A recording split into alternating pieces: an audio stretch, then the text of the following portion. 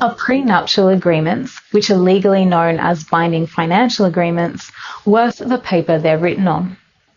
It's a question that we often hear, and it's due to the common misconception that prenuptial agreements are easily challenged and overturned in court. So why go to the expense and hassle of having one drafted in the first place? The short answer is, it depends on your prenup. This video will outline the range of possible outcomes to help you decide if a prenup is right for you.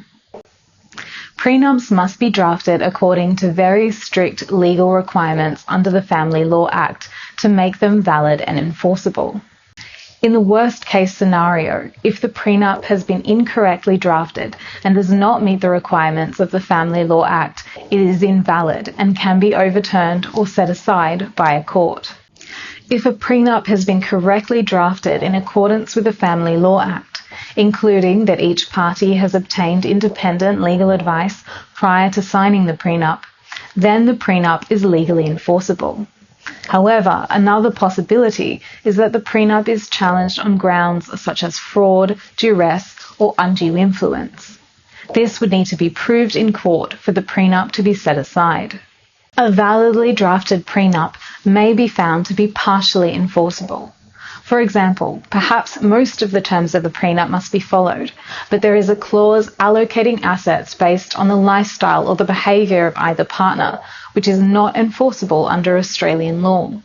That clause could potentially be severed or removed from the prenup. Another example of this sort of situation is where a prenup does not address future needs if there are children of the relationship, and to follow the terms of the prenup would result in hardship for the children or one of the parents. The prenup may be set aside partially or entirely in that case. If your prenup has been validly drafted and there are no other factors at play, such as duress, hardship, etc., then your prenup is valid and must be complied with. Remember that prenups are just another type of contract. We enter into all sorts of contracts on a daily basis, from ordering a coffee to buying a house. Are all contracts watertight? No, but that doesn't mean that we don't enter into them just because they might be challenged. It's always better to have something to fall back on or a baseline from which to move forward, because there's already an agreement in place. Whether you enter into a prenup before or during marriage or a de facto relationship. At the very least, having a prenup in place before separation can act as a deterrent for somebody who does not want to cooperate with you and comply with the agreement after separation.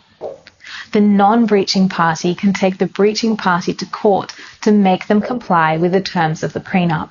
Ideally, you will have an agreement in place that will relieve you from the stress, cost and time of trying to negotiate with your ex after separation, and hopefully save you the pain of having the matter dragged into court.